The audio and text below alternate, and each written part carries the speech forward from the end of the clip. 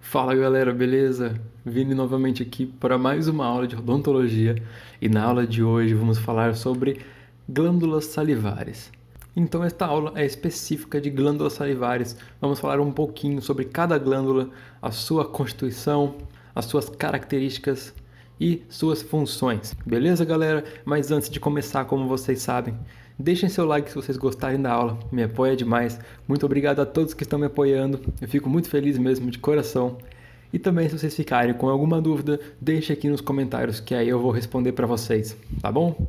As glândulas salivares, elas são muito importantes na produção e excreção de saliva. Ou seja, nelas a saliva é produzida e também excretada. Vamos falar passo a passo nos próximos slides, certo? Então elas são glândulas exócrinas, certo? Nós temos glândulas endócrinas no nosso corpo e glândulas exócrinas. As glândulas exócrinas são aquelas que secretam nas cavidades, ou seja, a nossa boca ela é considerada uma cavidade externa ao nosso corpo. As glândulas salivares secretam saliva na boca, então elas são consideradas glândulas exócrinas. Exo é um prefixo que representa fora. Exoesqueleto é um esqueleto externo. Exodontia, então tudo que é exo é fora. Então, exócrinas são aquelas que secretam em cavidades, como por exemplo essas glândulas salivares. Eu vou fazer uma aula específica das funções da saliva, como que a saliva age, porque é muito complexo e muitas funções importantes. Mas basicamente, a saliva é uma substância rica em enzimas, em glicoproteínas, em eletrólitos e em imunoglobulinas e água. Basicamente água. 99% da sua composição é de água. E tem também a famosa enzima pitialina, a amilase salivar, que é aquela que inicia a digestão de amido, Ou seja, o começo da digestão começa na boca já, com a saliva. Começa a degradar o amido com essa amilase salivar e para facilitar a formação do bolo e a digestão no estômago. Então isso já fala uma das suas funções, que é auxiliar a digestão. Além disso, tem função de lubrificação. Para eu poder estar conversando aqui com vocês, minha boca está em constante lubrificação com a saliva. Então, lubrificação das mucosas, função remineralizante, ou seja, a saliva tem íons cálcio e flúor que auxiliam na remineralização dos dentes. Quando ocorre algum processo de cárie, algum processo de desmineralização, essa saliva auxilia demais na remineralização dos dentes. Tem uma função antibacteriana, porque ela também tem presença de imunoglobulinas, presença também de anticorpos que vão combater a maioria das infecções bacterianas. E também tem a função de higiene, devido a esse fluxo salivar que é gerado na nossa boca. Para falar das glândulas salivares, antes de falar todas as classificações das glândulas, vamos começar de forma mais básica. Nós temos 3 glândulas salivares maiores e inúmeras glândulas salivares menores.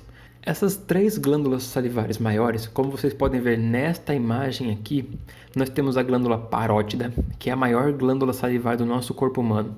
Glândula parótida associada com a parotidite, também chamada de cachumba, certo? Glândula parótida. Temos a glândula submandibular, justamente porque ela está aqui, região abaixo da mandíbula.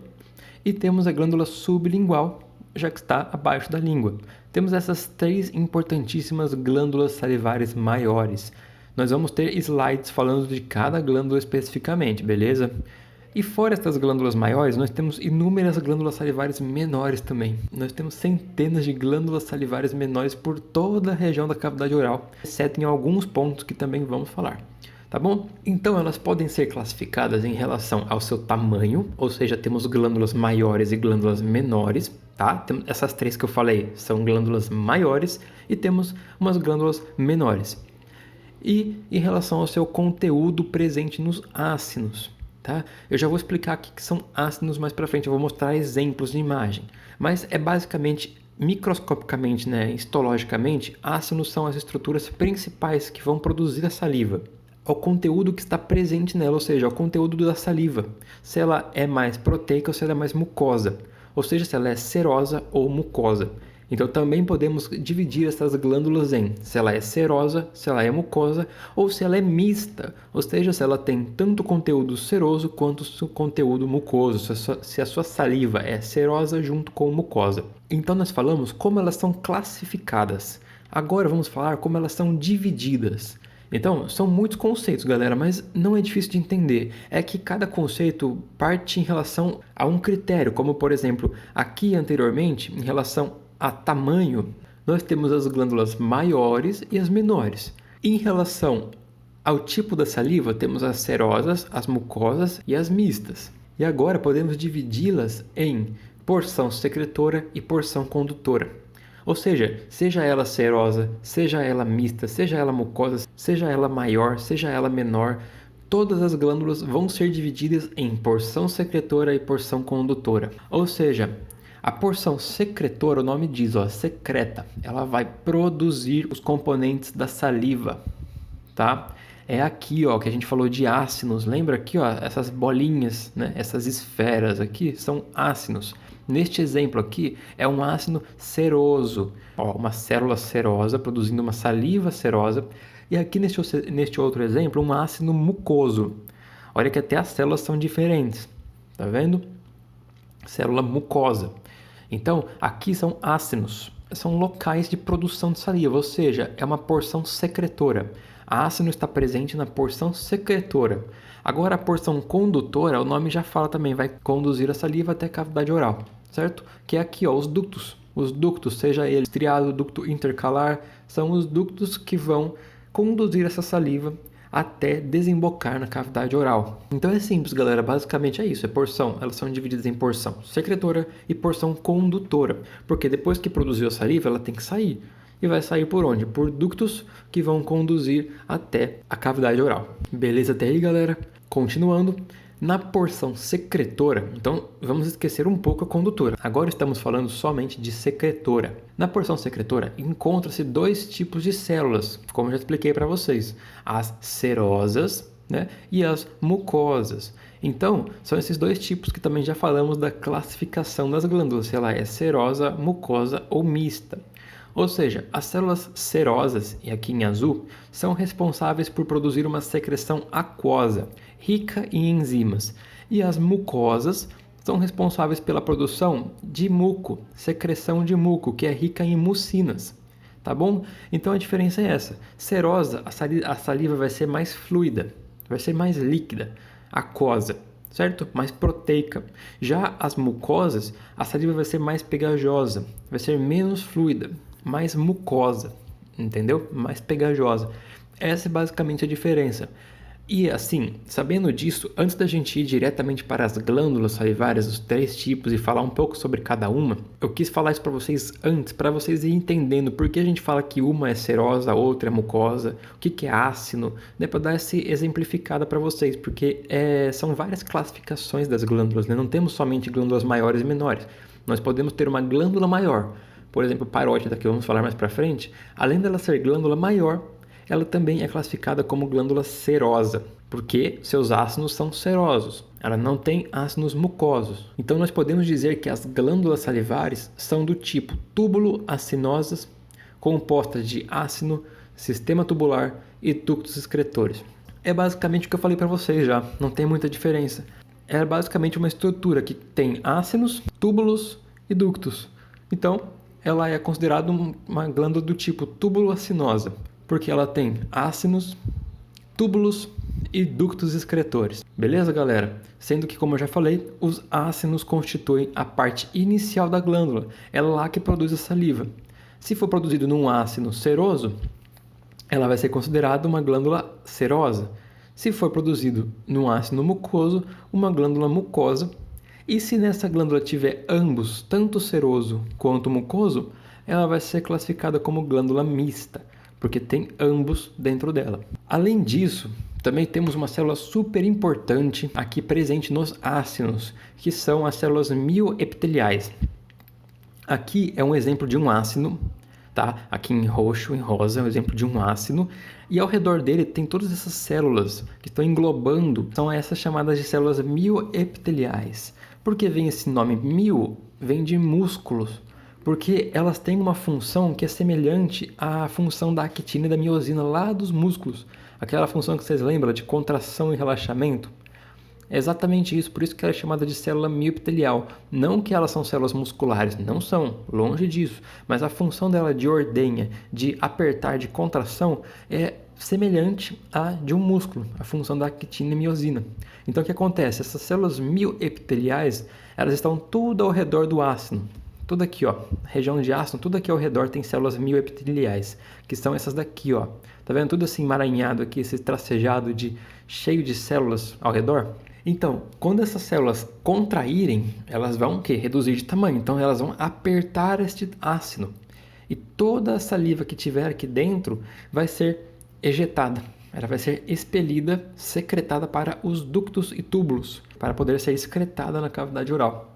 Vê que interessante? Então, a saliva que é produzida nos ácinos, ela só sai dos ácinos a partir da contração dessas células mioepiteliais, que vai contrair esses ácinos e com isso vai bombear essa saliva para fora do ácino, direto para o ducto. Falando essas características gerais e básicas para vocês entenderem como que funciona uma glândula, agora sim a gente vai começar a falar das glândulas salivares maiores, começando com a mais famosa e a maior de todas, que é a glândula parótida. A glândula parótida é a maior glândula salivar, super importante, e produz cerca de 25% da saliva que temos na cavidade bucal. Ela é puramente serosa e rica em amilase salivar, ou seja, se ela é puramente serosa, quer dizer que ela só tem ácidos serosos. Então a saliva que ela vai produzir é uma saliva mais serosa, mais aquosa, mais líquida, fluida, certo? E tem a amilase salivar, a pitialina, está presente nela, ou seja, muito importante para a digestão. É uma célula super importante para o começo da digestão do amido na cavidade bucal. E como vocês podem ver aqui, esta aqui é a glândula parótida, que eu deixei em verde. Temos a parótida, aqui nós temos a submandibular e aqui a sublingual. Mas falando da parótida, observem o seu posicionamento. Localiza-se anteriormente à orelha, olha aqui ó, a nossa orelha, aqui está toda a região da glândula parótida e atrás do ramo da mandíbula, tá? Aqui está o ramo da mandíbula, ela está um pouco atrás do ramo, nessa região aqui próxima ao músculo masseter, próxima ao ramo mandibular. Tanto que é próximo dessa região aqui que incha, né, que acaba tendo aquele edema quando tem cachumba. Cachumba também é chamada de parotidite, que é uma infecção, uma inflamação aqui na glândula parótida. O ducto da glândula parótida, ele atravessa anteriormente ao masseter, ou seja, olha o ducto aqui, ó. Tá vendo aqui, mas aqui em marrom? Aqui ele está passando anteriormente ao músculo masseter. Este aqui é o músculo masseter, olha. Que nós já temos uma aula, já colocamos a aula lá no canal de músculo da mastigação. Se você quiser relembrar, é muito boa você assistir a aula também, beleza? Músculo da mastigação, músculo masseter. Passa anteriormente a ele e penetra a região da bochecha aqui, próximo ali na região de primeiro molar superior, segundo molar superior, onde vai excretar a saliva na cavidade oral. Nesta região que ela penetra aqui, tem uma papila ali, que já falamos também na aula de anatomia oral, que é chamada de papila parotídea, justamente por isso. É uma papila, né, que é a porção final ali desse ducto que vai desembocar saliva na cavidade oral. Bem aqui nessa região de primeiro molar superior, então é ali chamada de papila parotídea, porque é uma papila que vem lá de origem da parótida, por isso que é parotídea, certo? E qual é a vascularização e a inervação? A vascularização da glândula parótida, ela é irrigada pelas artérias maxilares e pelas artérias temporais superficiais e drenadas, ou seja, tem a drenagem a partir da veia retromandibular. Retromandibular significa o quê? Atrás da mandíbula. E onde que está a parótida? Atrás da mandíbula, então veia retromandibular. Ela é inervada por vários nervos, tá? Vários ramos nervosos inervam a parótida, porque é muito complexo, é uma estrutura muito importante. Ela é inervada tanto pelo nervo auriculotemporal, quanto pelo nervo glossofaríngeo e pelo nervo petroso menor. Esses três nervos, essas três ramificações nervosas inervam, são importantes para as funções da glândula, tá? Sejam elas para a própria inervação da glândula, para funções parasimpáticas, para funções simpáticas, enfim, para várias funções, são três nervos diferentes. E lembrando, o nervo facial não inerva a glândula parótida, tanto que está até aqui em vermelho. Ela é atravessada pelos ramos do nervo facial. Tá? Então, pelo meio da glândula passa ramos do nervo facial, mas esses ramos não inervam a glândula parótida. A glândula parótida é inervada pelo aurículo temporal, pelo nervo glossofaríngeo e pelo nervo petroso menor. não é inervada pelo nervo facial, ele somente passa por ela, certo? Então, falamos da glândula parótida, a maior glândula salivar do corpo humano. Seguimos então para a segunda maior glândula salivar do corpo humano, a glândula submandibular. Como o nome diz, ela está abaixo da mandíbula. Localiza-se na porção posterior do assoalho da cavidade oral, nesta região aqui de trígono submandibular. Na região lá, que nós falamos também na aula de anatomia radiográfica, na região de fóvea submandibular. Lembra lá na mandíbula que tem uma região, uma depressão, né? Não chega a ser uma fossa, é uma fóvea, que ali fica alojada também essa glândula submandibular.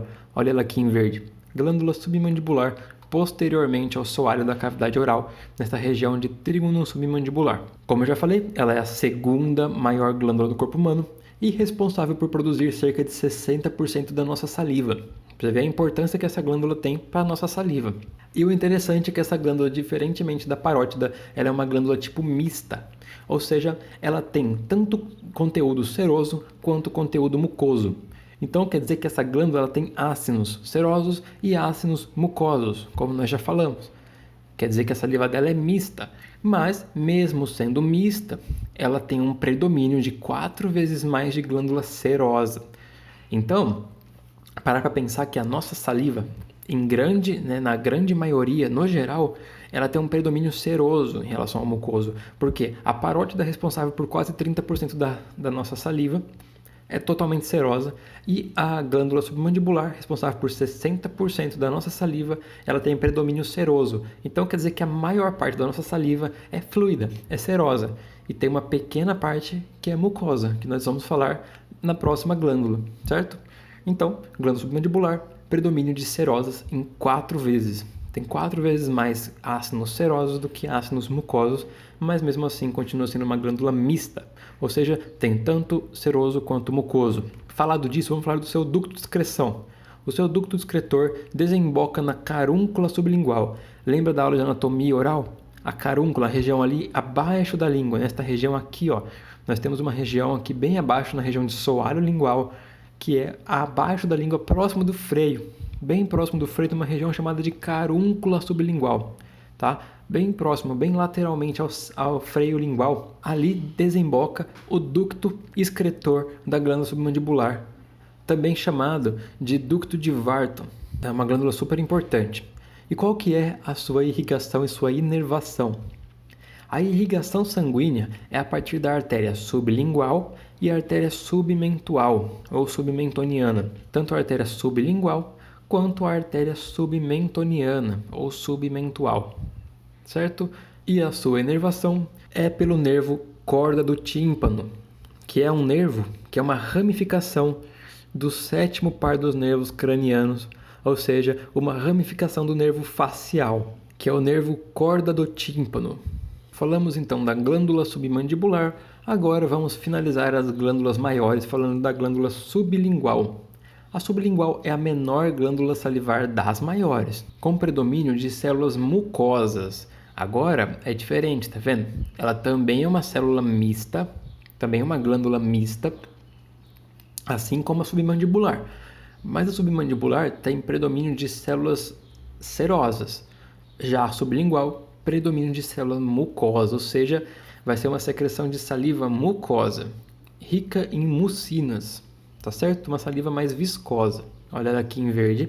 Ela está situada na região de assoalho bucal, também chamado de soalho bucal, entre a porção lateral da língua e os dentes. Por isso que diz sublingual, já que ela está abaixo da língua. Ela está muito próxima. A região do soalho bucal é uma região muito rica, é uma região muito delicada. Então, por isso que tem que tomar muito cuidado em questões de cirurgias, de incisões ali. Porque além de sangrar muito, porque é muito vascularizada, tem glândulas super importantes aí também. A sublingual está no contato muito próximo com a mucosa. Então temos a sublingual aqui em verde. E ela apresenta inúmeros pequenos ductos. Ela, diferentemente da submandibular e da parótida, que é um ducto único excretor, ela já tem diversos ductos que desembocam em uma única região ali, próximo da prega sublingual. Nessa região também aqui, próximo ao freio, né? Próximo à carúncula sublingual. Tem uma região ali de prega sublingual, que é ali que esses inúmeros ductos vão desembocar a saliva sublingual e vai acabar se misturando com o ducto da glândula submandibular. Então ali naquela região aqui, ó, nesta região aqui abaixo da língua, tem o desemboque tanto da glândula submandibular como da glândula sublingual, tudo nessa região próxima aqui. A submandibular vai ser, como eu já falei, nas carúnculas sublinguais, aqui próximo ao freio lingual, e agora a sublingual vai ser nos pequenos ductos próximos da prega sublingual. E qual é a sua inervação e a sua vascularização? A inervação também é pelo corda do tímpano, que é a ramificação, que é uma ramificação do nervo facial, né? Que é o 7º par dos nervos cranianos, que nós também já temos uma aula sobre nervo craniano, que nós também já temos uma aula aqui no canal sobre nervos cranianos, os 12 pares de nervo craniano. Então, o nervo facial se ramifica também em nervo corda do tímpano, e esse nervo, além de inervar a submandibular, também vai inervar a sublingual. E como vascularização, também é simples de entender. São duas artérias responsáveis pela vascularização, pela irrigação da glândula sublingual. Nós temos a artéria sublingual e temos a artéria submentoniana, assim como a glândula submandibular. A sua vascularização e inervação é a mesma. Então temos a artéria sublingual, a artéria submentoniana, que são ramificações da artéria lingual e da artéria facial. Falamos de todas as glândulas salivares maiores.